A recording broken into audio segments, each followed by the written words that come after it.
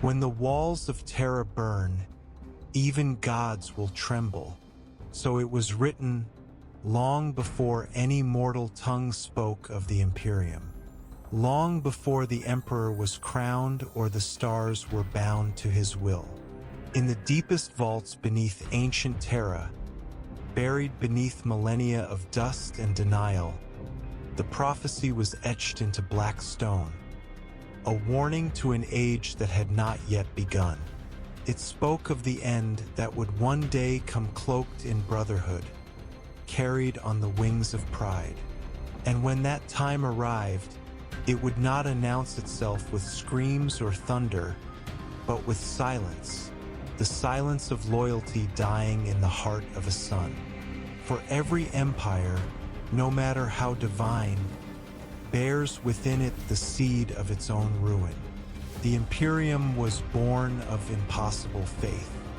Billions had knelt before the light of the Emperor, believing his vision to be the salvation of man, the uniting of countless worlds into a single purpose, a destiny carved from the void itself. They called him the Master of Mankind, the one who could bring order to the chaos of stars. But prophecy has no mercy for dreamers, and the higher the throne, the deeper the fall. The Emperor had created gods in the image of man, his primarchs, and in their perfection lay the shadow of the end. Among them, one shone brightest, Horus Lupercal, the favored son, the first among equals, the one to whom the Emperor had given his truest trust. His name was spoken with reverence across the stars. When Horus led, entire systems bowed without a single drop of blood spilled. When Horus spoke, even worlds at war laid down their arms. Yet within every light burns the potential for darkness, and in every perfect creation hides the whisper of its undoing. The prophecy had spoken not of enemies or monsters, but of love turned to hate, of faith turned to fire. For centuries, the Imperium rose, its fleets slicing through the void, its legions conquering, purging, building, and binding. Humanity spread like wildfire, guided by the Emperor's will. To the people, he was no mere man but a living god, though he forbade worship, demanding only obedience and unity. But there are forces that thrive on forbidden worship, entities that feed on faith's distortion. In the abyss beyond reason, the gods of chaos watched, patient and hungry. They saw not armies, not empires, but cracks. Cracks in pride, cracks in devotion, cracks in the soul of the Emperor's sons. And they waited. The prophecy's next verse spoke of a shadow cast by the brightest flame, a serpent that would rise from the Emperor's own bloodline to strike at his heart. None could believe it. None dared imagine betrayal from one so beloved. Yet fate is not bound by belief. It unfolds whether you see it coming or not. It began as a whisper in the warp, a voice that promised understanding where the Emperor had given silence. A voice that praised where the Emperor commanded. A voice that knew the pride of a son scorned by his father's absence. That whisper became a fire, and that fire found a vessel in Horus. When the Warmaster fell, the Imperium trembled. But the prophecy did not mark his fall as the tragedy. It marked it as the beginning. The galaxy would soon learn what it meant for a god to bleed. The signs multiplied. Fleets vanished into the void, returning with blackened sigils etched on their hulls. Legions that once bore the Emperor's eagle now daubed their armor in blood and ash. Whole worlds turned to slaughterhouses, chanting the names of powers long forgotten. And as the corruption spread, the light of Terra burned brighter. the throne world of mankind, the heart of the Imperium, a beacon in an ocean of madness. It was the light that drew every shadow to it. The prophecy spoke again. When the Warmaster turns his face toward the cradle of man, the heavens shall crack and angels shall weep. It was not mere war that was coming. It was the ending of faith itself. For every Primarch, every legion, every mortal soldier, the Siege of Terra would not be a battle for land or crown, but a battle for the soul of existence. On that day, loyalty would be weighed against blood, and the scale would break beneath the weight of destiny. The narrator, the voice of history itself, would have whispered then, "How fragile is perfection, when even the Emperor's sons cannot bear its light." The Great Crusade had promised peace everlasting, yet it had only built higher walls for the storm to break. The Emperor's dream was too vast, too pure, to survive in a universe where gods warred for the hearts of mortals. His own creations became the instruments of his punishment. The Emperor, for all his power, could not cage human emotion, could not silence the call of pride, the wound of abandonment, the yearning to be more than a weapon in his hand. Horus had been more than a son.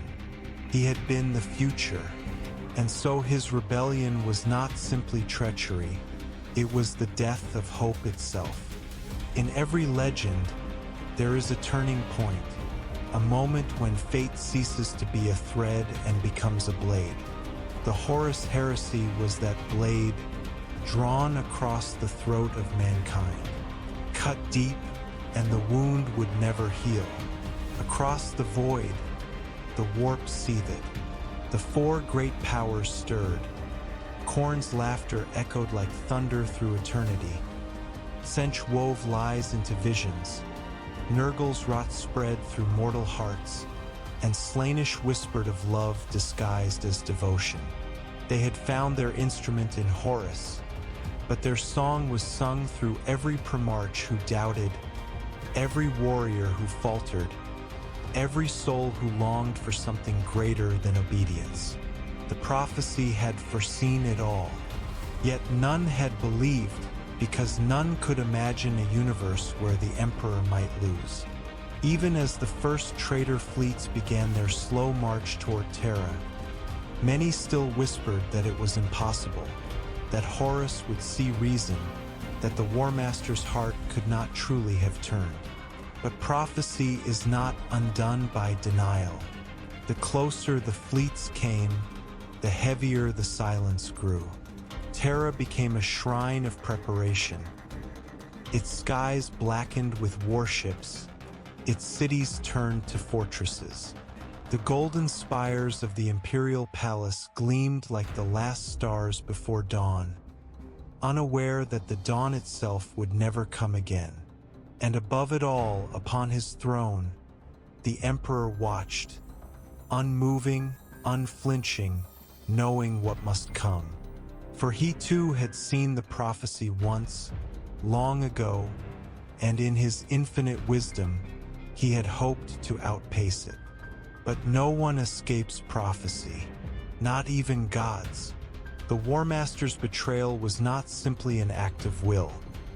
It was the universe folding in on its own creation, a necessary breaking to fulfill the pattern written into the warp since the dawn of sentience.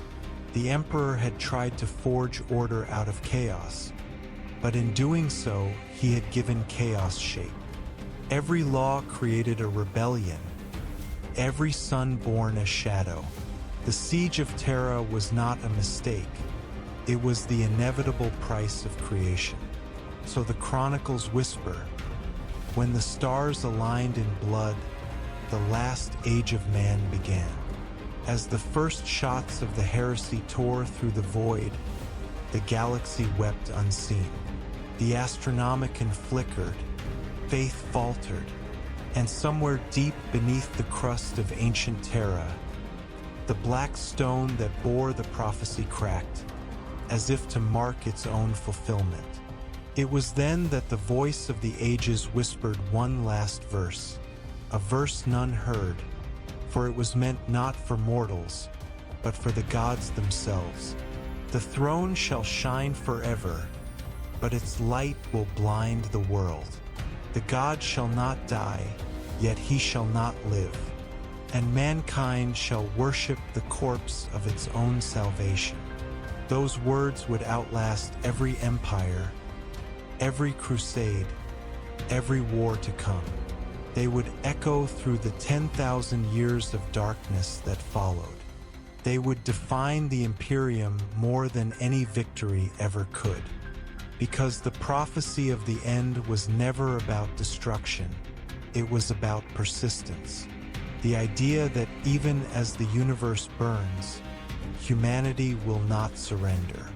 Not because of hope, but because it cannot. Because to stop fighting would be to admit the truth, that the Emperor's dream died the day Horus fell, and the Imperium endures only out of fear of its own emptiness. The Siege of Terra would be remembered as the greatest war in human history. But before the first cannon fired, before the first fortress fell, before brother slew brother, it was already over. It ended the moment the prophecy was written, the moment destiny became inevitable. And so, as the voice of ages fades into silence, only one question remains, the question whispered by the dying stars themselves. If gods can fall, what hope remains for man? Even the brightest star casts the darkest shadow. Before the heresy had a name, before the fires reached Terra, there was only loyalty and love. In the dawn of the Great Crusade, when mankind still believed itself capable of purity, one name stood above all others: Horus Lupercal, the Warmaster, the son who walked closest to the Emperor's light. Where he went, victory followed like a faithful hound. Where he spoke, worlds bent their knee not from fear, but devotion. The legions called him Father-Brother, mortals called him Savior, and even the gods of chaos whispered his name with envy. For in Horus burned a strength that could rival destiny itself, and destiny, as always, took notice. He had been raised not merely to fight, but to inspire. His laughter once echoed across the stars, turning war into art, conquest into symphony. To fight under his banner was to believe that humanity's future was already won. When the Emperor named him Warmaster, the galaxy rejoiced. The Primarchs, those demigods of war and will, had always been the Emperor's weapons, but Horus was his heart. And that was the beginning of the end. For in the shadow of perfection lies hunger, the hunger to be seen. When the Emperor departed Terra, leaving Horus to command in his stead, the seeds of doubt took root. The master of mankind turned his gaze to his secret work upon the golden throne, crafting something beyond mortal comprehension. He gave no explanation, no farewell, only orders. To Horus, it felt like abandonment. To the warp, it smelled like opportunity. In the void between stars, unseen forces waited, patient as only eternity can be. The ruinous powers do not strike with swords. They whisper. They do not conquer armies. They corrode hearts. And Horus, for all his glory, was still flesh, still pride, still the Emperor's son.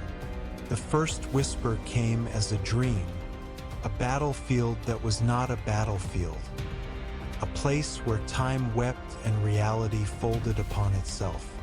There, a voice as old as sin spoke not of power, but of understanding. Why does he keep you in shadow son of Terra, Horus awoke, believing it a trick of exhaustion. But the dream returned, night after night, growing gentler, more intimate, until it felt like remembrance. He tried to bury it beneath war. He conquered, liberated, pacified, but every victory rang hollow. Every salute reminded him that he was fighting for another's vision, not his own.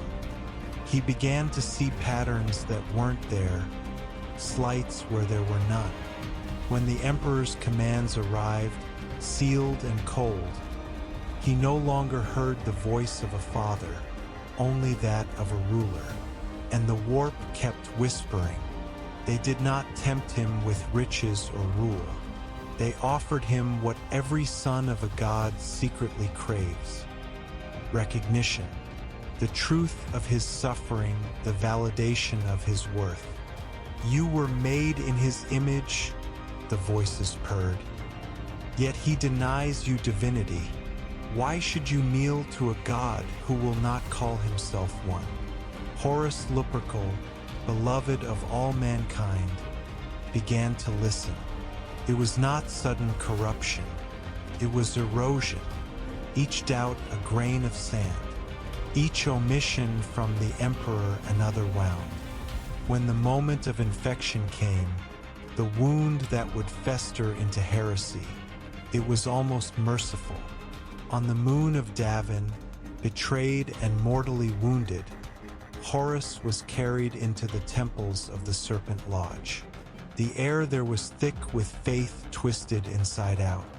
Candles burned with the light of dying souls. They told him the truth, or rather a version of it. They showed him visions of the future. The Emperor seated upon a golden throne, worshipped as a corpse god while mankind rotted in endless war. They showed him 10,000 years of suffering, of stagnation, of blind devotion. And they whispered, "This is what he will make of you. This is what you die for." It is said that Horus screamed, not in pain but in understanding. When he awoke, the Warmaster was gone. In his place stood the shadow. The man who had once embodied unity now bore the mark of division itself. Those who looked into his eyes saw galaxies burning. Those who heard his voice felt the weight of destiny bending. He returned to his fleets healed, stronger, radiant. Yet behind his smile lay something vast and hollow. His words changed first. He spoke less of the Emperor, more of freedom, less of duty, more of destiny.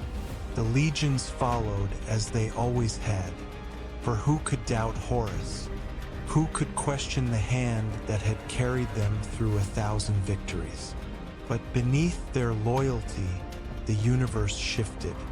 Warp storms bloomed like cancers. Astropaths screamed and died. Their minds flooded with visions of a sun bleeding black. The gods of chaos had found their instrument, and the song of corruption had begun.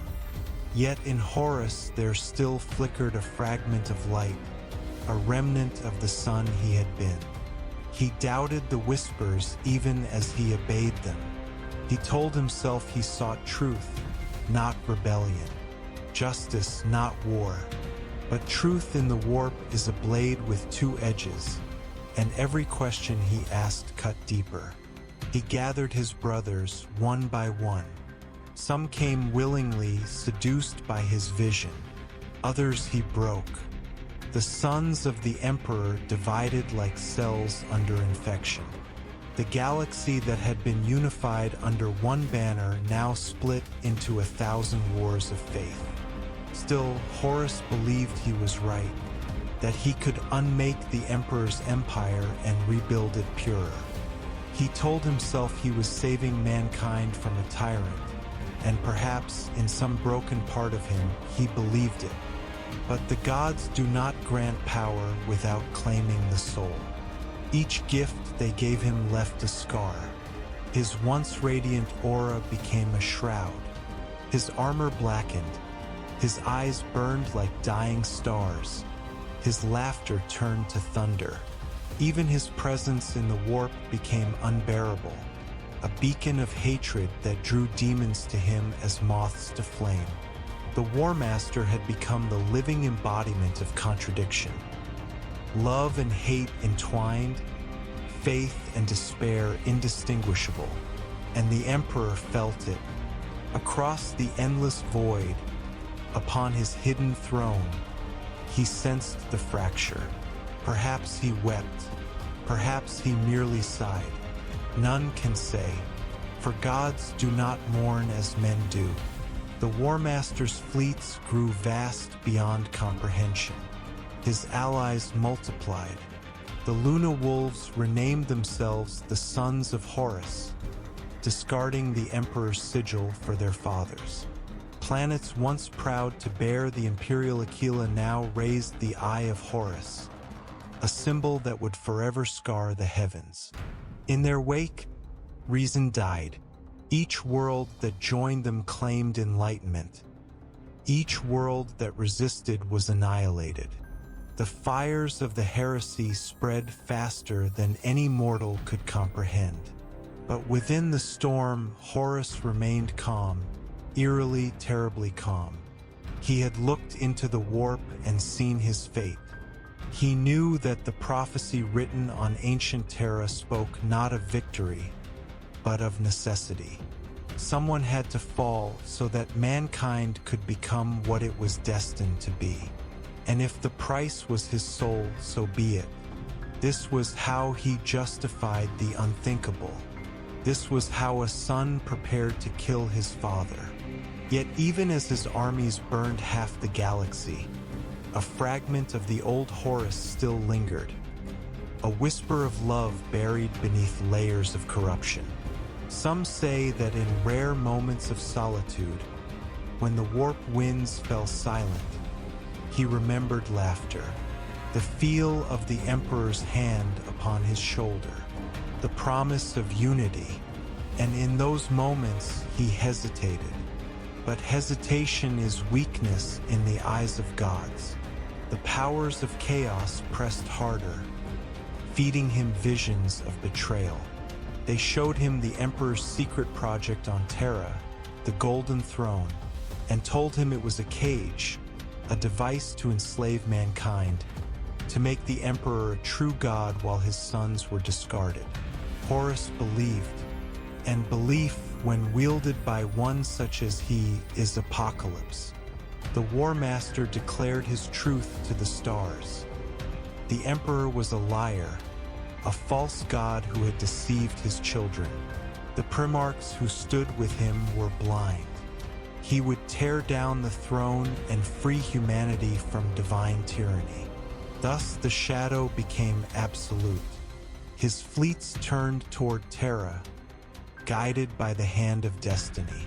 The stars themselves seemed to recoil, their light dimming as his armadas crossed the void. The loyal legions rallied to stop him, but Horus's will was inexorable. He no longer fought for the Imperium. He fought for the idea that had once been the Imperium, long before it was tainted by the Emperor's silence. And yet, in that final, terrible irony, the more he fought for freedom, the more he became a slave. The gods had no need to command him. His own conviction chained him tighter than any demon ever could. The prophecy's words resounded across the warp. The sun shall become the storm that devours the sun. Horus Lupercal, once humanity's greatest hope, now stood as its greatest doom. The Warmaster's shadow had consumed him, and through him, the galaxy began to darken. But even shadows serve a purpose, for without them, light cannot define itself. The chronicles end this chapter with silence. The silence before the siege, the stillness before history collapses into fire. In that silence, the universe seems to hold its breath, as if awaiting the echo of one last heartbeat from the man Horus used to be. For somewhere, buried beneath the armor, beneath the rage, beneath the laughter of demons, there still lies a single, flickering thought, small, fragile, human. Father, was I ever enough? When the stars go to war, even the gods hold their breath. There was no single sound that began the Great War. No trumpet, no proclamation, no roar of engines that could mark the instant the galaxy fell into madness. It began in whispers, the kind that pass from fleet to fleet, from world to world, until every soul begins to feel them without knowing why. The air thickened, the warp trembled, the silence before apocalypse stretched too long, and then it broke. The first sparks ignited on the edges of the Imperium, far from the golden light of Terra. Fleets that once bore the Emperor's sigil now painted over it with the eye of Horus. Garrisons found their communications severed. Loyalist worlds called for aid and received only static. The warp itself grew cruel, folding upon the paths that had once bound mankind together. The galaxy was unraveling, and no one yet realized they were living the opening lines of the final chapter. Horus had declared his truth, that the Emperor had betrayed his sons and humanity itself. His message spread not through words, but through acts. On Istvaan, the skies burned black as brother slew brother. The loyal legions that had answered his call for parley were slaughtered in fire and betrayal. The massacre became legend within hours, the sound of a future dying. From that moment, every world knew war had come. The Warmaster's fleets grew vast beyond comprehension. Armadas of corrupted ships, demon-haunted and bleeding warplight, poured across the void. The gods of chaos had painted the stars with purpose. Every planet, every moon, every fleet a piece upon their board. But the Imperium was not silent. Terra's astropaths screamed their warnings across the galaxy. Rogal Dorn, Praetorian of Terra, began his grim work, fortifying the homeworld, gathering the remnants of loyalty into a wall of faith and steel. Guilliman, far away in Ultramar, sought to hold the Eastern Rim together. Leman Russ and Vulcan prepared their legions for vengeance. It was no longer a question of survival. It was a question of meaning. Each Primarch fought for his own vision of truth. To the traitors, the Emperor was a tyrant, a god who had lied. To the loyalists, he was humanity's last light, and to falter was to damn all creation. And between them lay the countless billions of men and women who neither knew nor cared for gods, only for the command to fight. Worlds that had once sung hymns of unity now howled the names of demons. The warp swelled like a wound, bleeding nightmares into real space. Star systems vanished overnight, consumed by storms of psychic fire. On planets once glorious with imperial architecture, cathedrals cracked under bombardment, statues of the Emperor toppled, their faces melted by plasma fire. And through it all, Horus's voice echoed from the void. Calm, assured, godlike. He did not scream. He did not rage. His words were sermons. He told his followers they were liberators, that they would burn away lies and build a new dawn upon the ashes, that the Emperor's dream had already failed, and only through destruction could purity be reborn. To those who followed him, his conviction was intoxicating. They saw in his eyes not corruption, but clarity. They believed they fought not for chaos, but for truth. The first of his great conquests was the Coral System, where the Loyalists stood defiant upon worlds wrapped in defensive rings. Horus's armadas fell upon them like gods descending. Planetary shields collapsed under bombardment that turned oceans into vapor. Cities fell silent as titans. Colossal engines of war strode across the land, each step a hymn to ruin. In orbit, the sons of Horus and their allies slaughtered their kin with mechanical precision. Bolter fire replaced prayers. The very air sang with ionized death. On the surface below, a single survivor wrote in blood before his final breath, "Even angels can rot." From that moment, mercy ceased to exist. Every battle that followed became a ritual, an offering to powers unseen. The word-bearers spread their scripture of heresy through flame and sermon. The world-eaters painted entire continents with blood, their laughter echoing through the void. The Death Guard, swollen with disease and despair, turned life itself into contagion. The Night Lords draped their victories in terror, making darkness their creed. And yet, in every corner of the galaxy, resistance endured.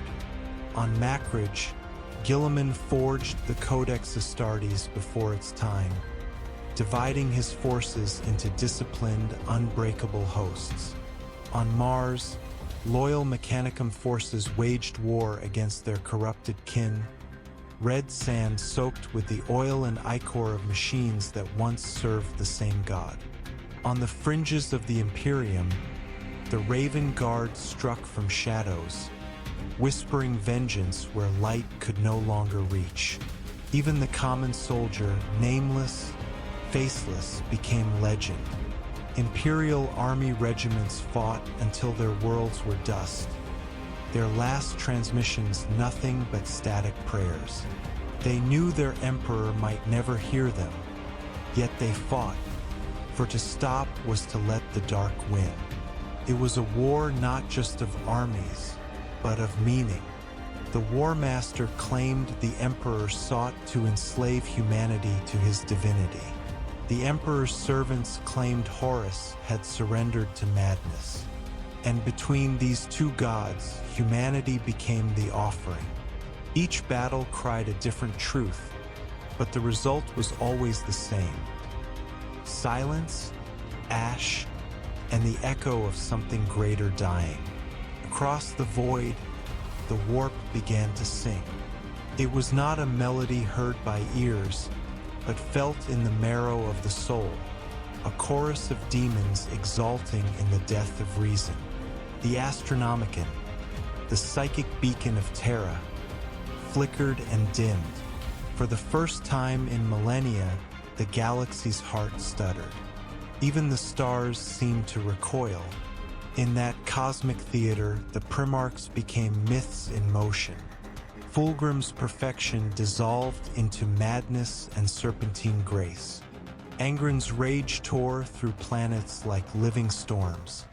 Mortarian's shadow spread pestilence through air and void alike. Perturabo turned fortresses into mausoleums. The once noble faces of the Emperor's sons became masks of horror, each a reflection of humanity's worst potential. And yet, against them stood their brothers.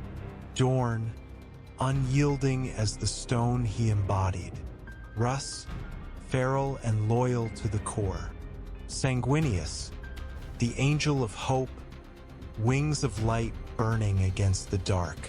Vulcan, unbreakable, carrying the ember of compassion even into apocalypse.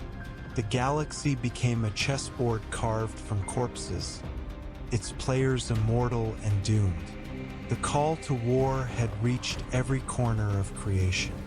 There was no turning back. The warp storms thickened, isolating sectors, devouring light years in moments. Empires within the Imperium began to collapse under their own weight, unable to tell loyal from traitor. The Mechanicum's forges churned endlessly, birthing titans, starships, and weapons that screamed when fired. Every resource, every prayer, every life poured into a furnace without end. And still Horus pressed onward. He was no longer the son seeking his father's recognition.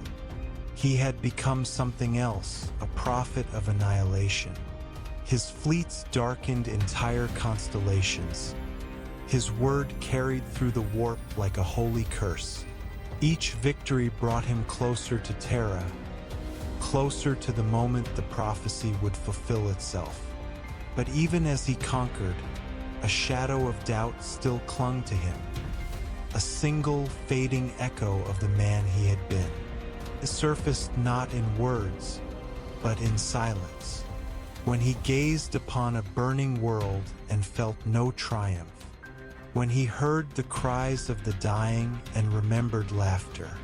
When he saw the eye of Horus painted across a planet's surface and wondered, fleetingly, if the eye watched him too. The gods whispered reassurance, and the doubt faded, but not completely.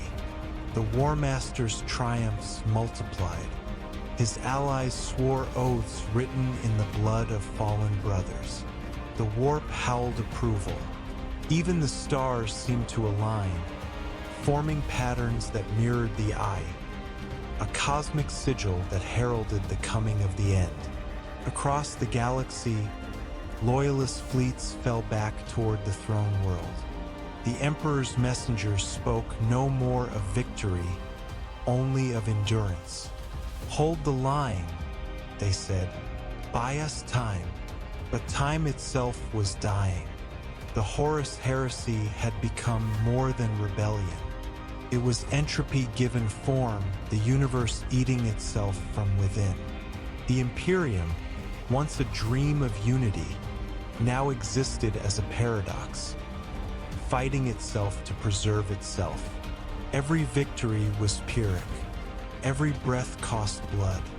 And as the darkness closed in, even the warp grew silent, as if savoring what was to come. In that silence, one could almost hear the heartbeat of destiny. Slow, inevitable, monstrous. The Warmaster's fleets had begun their final convergence. Their trajectory was clear, toward the cradle of mankind, toward the golden throne, toward the last light in the void. The call to war had been answered. Now came the march to Terra, and in the echoing vastness of the warp, a voice older than stars whispered, almost in reverence, "The storm has gathered. The end begins. Before the end comes, there is always silence. Not peace, only the waiting." Across the vastness of the void, the storm was coming. The stars themselves seemed to flicker in dread, as if reluctant to witness what was about to unfold. From the core of the galaxy to its fractured edges, every soul could feel it, the slow drawing of breath before the scream. The legions of Horus had begun their march toward Terra, and all creation held its silence. On the cradle of mankind, the final preparations began. Terra, the sacred world, the Emperor's throne, the beating heart of humanity. Once, it had been a jewel of civilization, crowned in gold and light.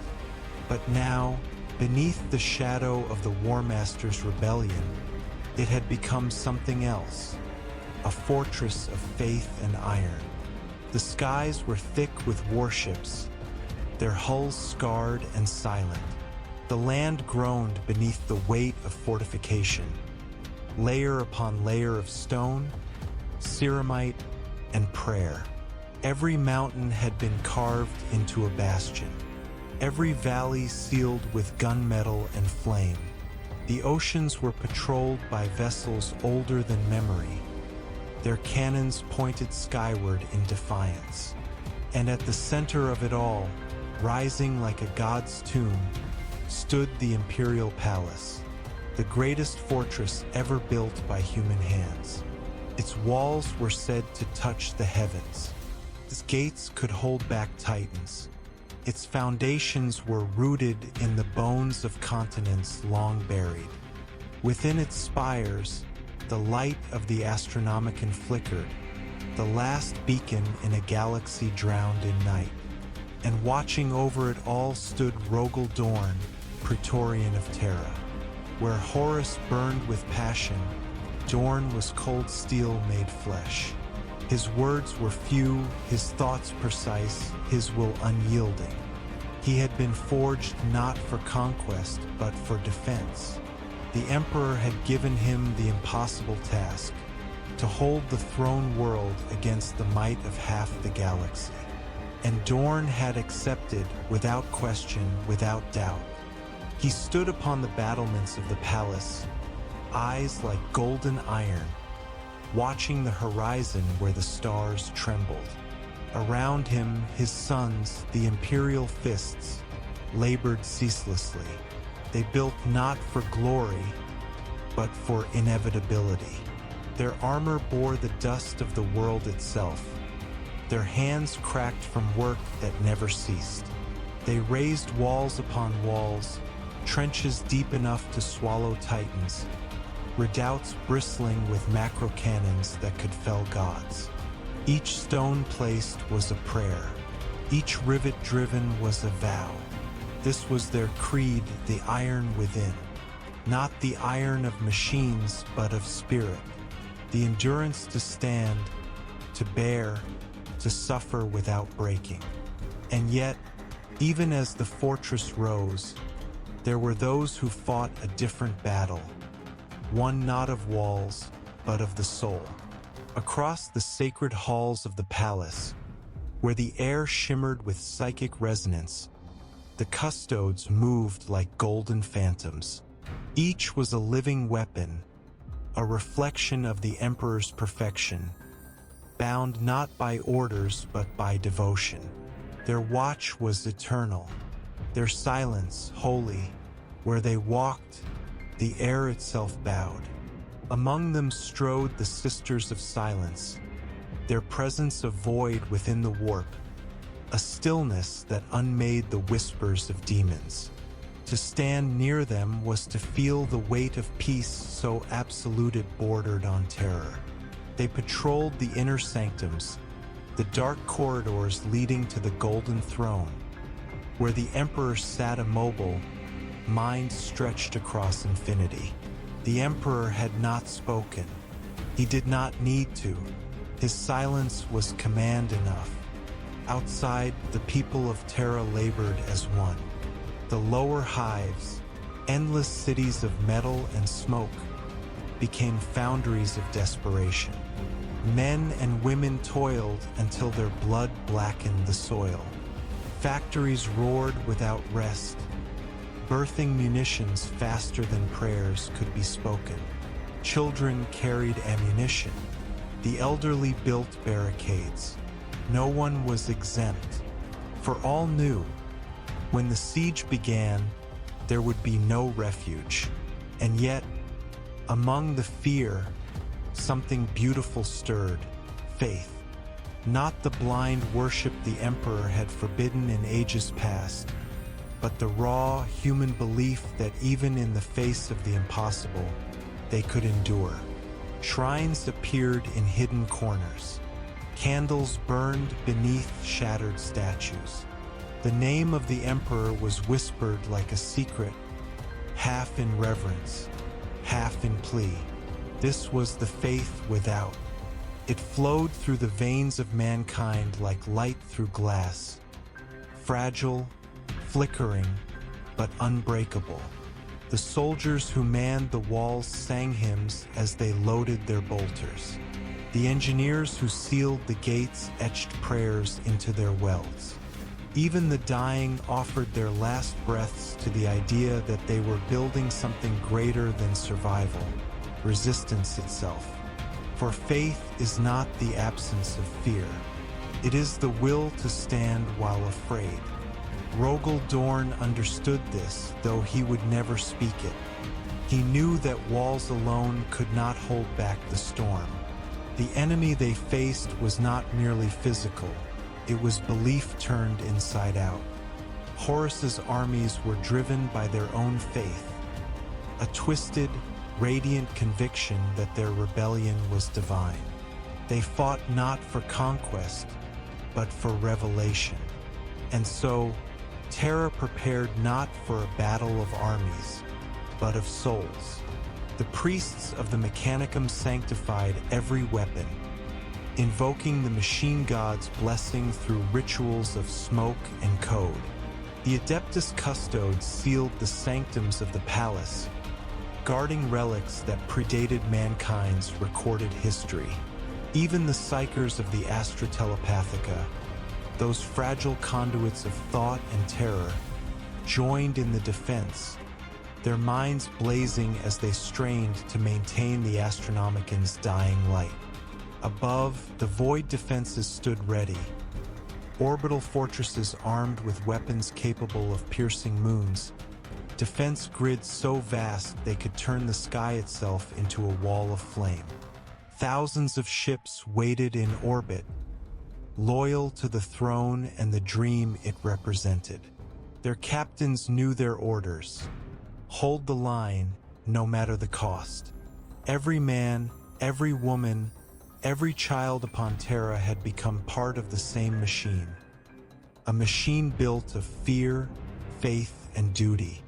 And somewhere deep within the palace, beneath vaults of adamantium and sanctified gold, the Emperor sat upon the golden throne, the still heart of all creation. His body was unmoving, but his will burned through the warp like a sun. He saw what was coming. He knew the shape of the storm. He had seen his son's shadow long before it fell upon Terra. Some say he wept. Others say he simply watched. For gods do not fear death, only inevitability. As the last walls were raised, Rogal Dorn stood alone in the Hall of Eternity, the banners of fallen legions hanging around him. He thought of his brothers, some loyal, some lost. He thought of Horus, once radiant, now consumed. And though his face remained carved from stone, something flickered behind his eyes. Not sorrow, not anger, but acceptance. He knew the truth the others could not bear. This war could not be won, could only be endured. The Siege of Terra would not decide the survival of mankind. It would decide its meaning. Would humanity stand for its dream, even when the dream had turned to nightmare? Would it bleed for a god who no longer spoke? For an empire that had already begun to rot from within? Would it dare to believe in something as fragile and absurd as hope? Those questions hung in the air like prayers that no one dared to answer. The hours passed. The skies above Terra darkened. The first sensor readings arrived from the edge of the Sol system, vast signatures blooming like wounds in the void, fleets beyond counting, traitor banners glimmering in the dark. The Warmaster was coming, and still Terra stood. The walls gleamed beneath stormlight. The guns waited in silence. The banners of the Emperor's legions stirred in the wind. Billions knelt in prayer. Billions more simply watched the heavens, unable to comprehend the scale of what approached. For all their fear, there was no retreat, no surrender, only the iron within and the faith without. In those final, quiet hours before the siege began, the galaxy itself seemed to pause, as if the warp, the gods, and the stars were all waiting for that first note of destruction to fall. And when it did, when the void screamed and the heavens burned, no one was surprised, because deep within every soul on Terra, the truth had already been written. The end is not something to fear, it is something to face. And the sky broke, and from its wounds poured fire. The silence that had wrapped the cradle of man ended not with sound, but with light. From the black between stars came a bloom of unnatural radiance, 1,000 suns igniting and dying in a heartbeat. It was not dawn, it was revelation. The traitor armadas had arrived. The void of the Sol system became a cathedral of war. Where once planets had moved in serene procession, now engines roared and orbit paths burned with plasma wake. The eye of Horus shone upon every prow, a blasphemous constellation stretching from Saturn's rings to the edge of Luna's orbit. Each vessel was a world unto itself, cities of iron and hate, carrying legions, demons, and despair. They emerged from the warp like beasts breaching the surface of a dark ocean, dragging reality's skin behind them. The fabric of space screamed, vox channels filled with static prayers and death cries. The storm that had haunted prophecy was no longer metaphor. It had form, it had teeth, and it was here, the first fall. The outer defenses of the Imperium flared alive. Gun platforms the size of continents opened fire, their barrages turning the void to molten glass. Lances of sunbright energy speared through the dark, cutting through cruisers and battle barges. Some of Horus's ships died instantly, breaking apart in silence before their crews even realized they were doomed. But the Warmaster had planned for this. He did not send his strongest first. He sent the broken, the possessed, the damned, hulks filled with demons and madness, to draw the defenders' wrath. They died willingly, their destruction birthing storms of warp fire that tore through loyalist lines. The heavens cracked under their own fury, the dance of titans. At the edge of Mars, loyal Mechanicum fleets turned their weapons upon their corrupted kin. The red world became a mirror of itself, half flame, half shadow. Manufactoria that had once forged hope now built nightmare. God machines strode across its surface, exchanging bolts of light that split mountains. In orbit, engines of war collided at relativistic speeds, each impact a miniature supernova. From the deck of the vengeful spirit, Horus watched it unfold. No mortal could know what passed behind those eyes. To some, his expression was serenity. To others, sorrow. To all, it was absolute. The galaxy had become his voice, and its language was ruin. The breaking of Luna. The moon was the next to fall. Once a sanctuary of shipyards and fortresses, it now became a crucible of horror. Loyalist garrisons fought until the rock itself split open beneath bombardment. When it finally broke, its fragments drifted through orbit, glowing like embers in the night. Terra's people looked up and saw the sky bleeding. Some wept, others knelt. None looked away. The fragments of Luna became monuments, gravestones that would circle humanity's home forever. The light of Terra. Rogal Dorn watched the transmissions in silence. The storm had reached the gates of his fortress, but he did not flinch. Around him, his sons continued their grim labor, adjusting firing solutions, calculating trajectories, strengthening walls already beyond reason. He knew the mathematics of despair, He had prepared for it. Above the planet, the loyalist fleets arrayed themselves in concentric rings. Each line of battle meant to die buying moments for the one behind it. Names were spoken: blood angels, imperial fists, white scars, remnants of shattered legions.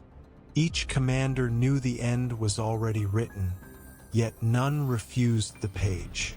When the first wave struck, the void turned white. Thousands of ships died in the opening hours. The debris field alone could have blotted out the sun. But still the defenders fired, their rounds guided not by hope but by duty. Every shell, every beam, every sacrifice was a prayer hammered into the face of annihilation. The unmaking of the sky, days blurred into weeks, time losing meaning amid constant bombardment. Radiation storms danced across the atmosphere. Auroras of weapon fire painted the heavens. The people of Terra lived beneath an artificial dawn that never faded. Children were born in bunkers, their first lullabies the distant thunder of macro cannons. And then came the warp tides. Holes tore open in reality above the world, spilling nightmares into orbit. Demons coalesced from the vapor of murdered souls, riding on the backs of wrecked vessels. The fabric between dimensions frayed until the Emperor himself had to turn his gaze from the golden throne, forcing the warp to recoil with his will alone. For a moment, the storms quieted, and then, as if mocking him, they redoubled. Even gods can only hold back infinity for so long. The fall of Saturn's rings. Far beyond, the defense stations encircling Saturn perished in silence. Their commanders triggered self-immolation rather than be taken. The detonation carved halos of dust that glowed like funeral wreaths around the dying planet. Those who saw it through sensor screens swore it looked like a crown placed upon the corpse of the heavens. The message was clear. The walls of the solar system were gone. Only Terra remained, the hymn of defiance. Amid the slaughter, a strange thing happened. The harder the traitors struck, the louder the loyalists sang. Crews aboard shattered vessels recited the Emperor's name until their throats bled. Pilots screamed hymns into their dying vox. On the ground, the priests of the ecclesiarchy rang bells until the towers that held them collapsed. The sound carried through the atmosphere, up into orbit, mingling with the static of battle. It was not victory, it was defiance made audible. The traitors heard it. Some faltered, some laughed, but even the demons hesitated, for such sound was alien to the warp. Faith was not supposed to exist here, amid metal and death, and yet it did. The moment of reflection. In that unending storm, there were flashes of strange beauty. The curve of burning ships reflected in Terra's oceans, the shimmer of energy shields collapsing like falling veils, the last transmissions of fleets spoken in calm voices, reporting failure as though reciting scripture. History would forget their names, but not their purpose. They had not fought to win. They had fought so that the throne would still stand when the sun finally set. The Warmaster's path. Through it all, Horus advanced. Every victory cost him dearly, yet he pressed onward. His ships carved a corridor through the debris field, a wound in the heavens that pointed directly toward the blue-white sphere of Terra. From afar, it looked like a spear of night driving into light. He could already see the golden gleam of the palace's spires through magnified augers. The sight filled him with something unnameable, triumph, grief, perhaps both. Behind him, The warp itself churned, forming a vast, watching eye. The heavens had shattered. The road to the throne was open. The last dawn. On Terra, dawn broke for the final time. The light was not from the sun. It was from the burning of ships in orbit. The atmosphere shimmered with re-entry trails, each a promise of death descending. The people looked up and saw their fate falling like stars. And still the walls stood. Rogal Dorn gave the only command that mattered. Hold. Every cannon, every gun, every blade on Terra turned upward. The siege had begun. And as the first shells struck the palace, the voice of prophecy whispered through the warp once more. The stars are shattered, the heavens undone. What remains of light must stand, or none shall remember it ever was. And the earth remembered what it was to burn. The sky above Terra was no longer sky. It had become a wound that would never close. Through it rained the armies of the Warmaster, millions of warriors, machines, and abominations descending in pillars of fire. The atmosphere screamed as the first assault began. The coming of fire. The bombardment started before dawn.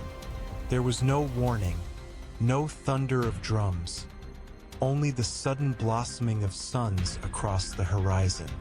Entire mountain ranges vanished in light. Oceans boiled. The air turned to glass. Each detonation carved a continent-sized crater into the face of humanity's cradle. Those who stood upon the walls of the imperial palace saw the heavens split open and understood that prophecy had taken form. They had prepared for this, dreamt of it, feared it, prayed for it, and now it was real. Rogal Dorn watched the bombardment without blinking. For days he had known it would come. Now that it had, he felt only the calm of inevitability. Around him, the imperial fists worked in silence. Orders were unnecessary. Each man knew his place in the pattern, each weapon its part in the hymn of survival. Below, billions of mortals huddled in bunkers carved into bedrock, listening to the end of the world. The ground shook as if the planet itself were trying to escape its own skin. The screams of metal and stone merged into a single, endless note. The bombardment lasted for 31 hours. When it ceased, nothing of Terra's outer lands remained. The landing. From the smoke descended the first wave. Drop ships the size of cathedrals tore through the stratosphere, their hulls glowing white. Behind them followed thunderhawks, gunships, and demon engines whose wings were made of warp light. They fell like angels inverted, grace turned to malice. They struck the outer fortifications first. The bastions of the Helios Plateau, the Saturnine Gate, the basalt ridges that had once been mountain chains. The earth buckled beneath their weight. When the ramps dropped, the legions of Horus poured forth. World eaters in crimson and brass, roaring through the smoke. Death Guard advancing in silence, their armor corroded, their presence followed by the stench of decay. Iron warriors dragging siege engines the size of towers, their chant, iron within, iron without, twisted into mockery of the loyal creed. Behind them came the word bearers, carrying icons of chaos made from the bones of saints, their lips murmuring prayers that bled the air itself. And above them all, the Warmaster's banner unfurled, the eye of Horus blazing against the burning sky. The defense. The loyalists were ready. Macro cannons roared from the battlements, turning the plains into storms of plasma. Titans awoke from their vaults, their footsteps shaking the continents. The void shields of the imperial palace flared like suns, absorbing the first bombardments until the air around them screamed with heat. Every corridor, every trench, every stairway of the palace became a weapon. The imperial fists met the first charge in lines of gold and blood. Bolter fire stitched the horizon. Lost batteries carved through armor and flesh alike. The custodes joined the fray where breaches appeared, their halberds moving with the precision of inevitability. Each strike was a sentence, each fallen foe a verse. The Sisters of Silence advanced behind them, their null fields smothering the warp, unmaking the demons that tried to manifest amidst the carnage. The very air seemed to reject corruption where they walked. Yet the enemy was endless. For every squad that fell, 100 more followed. The traitor legions were not merely soldiers. They were faith made flesh, believing utterly in the righteousness of their damnation. The plains of ash. By the seventh day, the plains before the palace had become oceans of ash.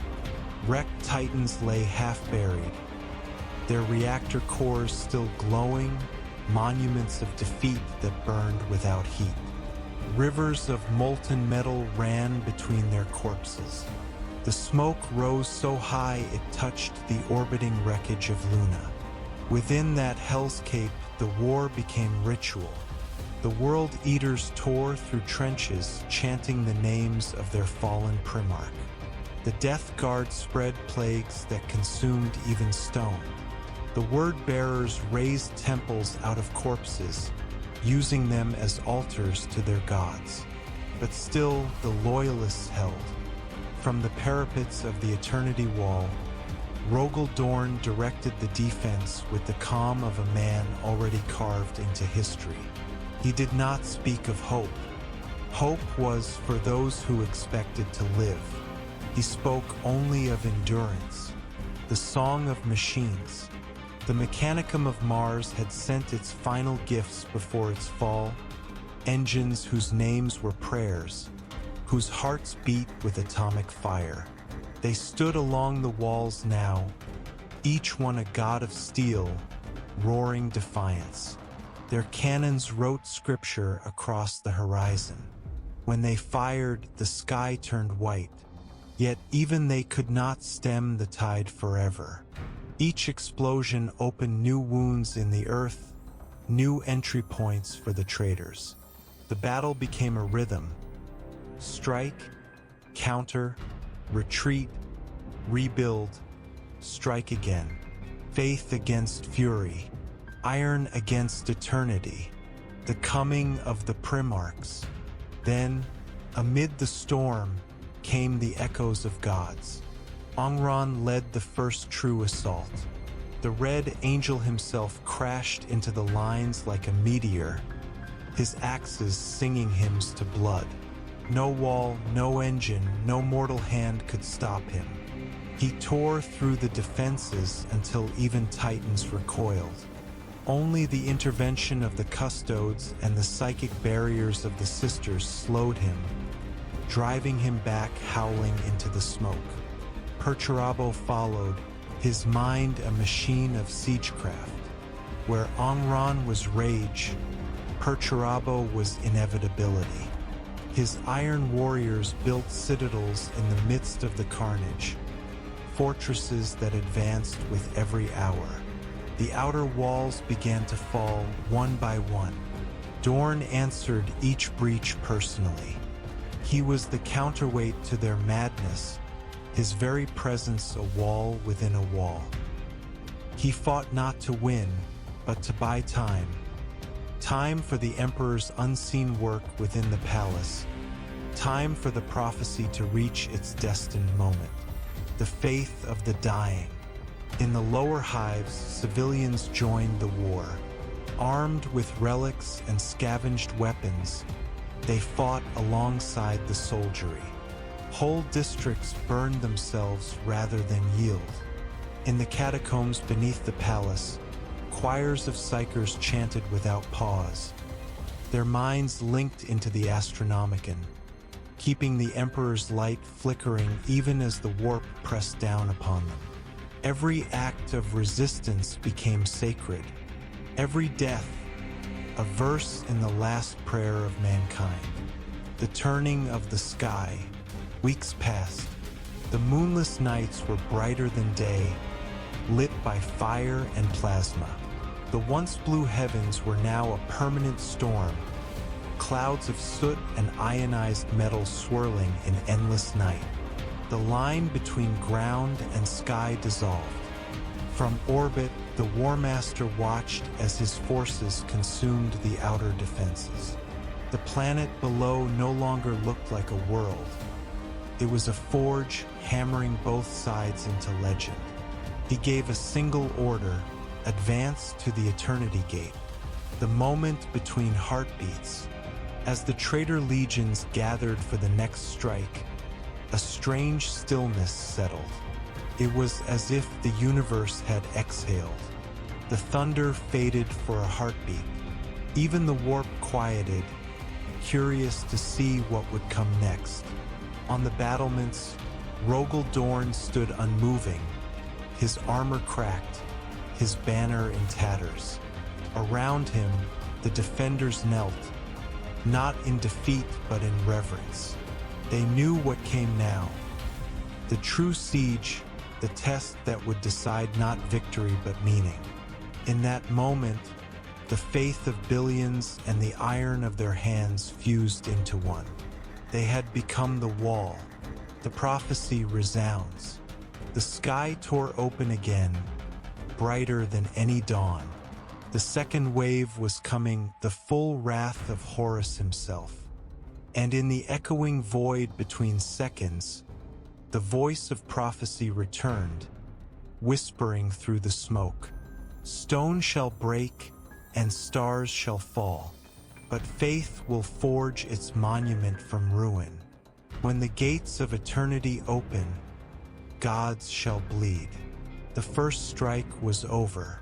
The siege had truly begun.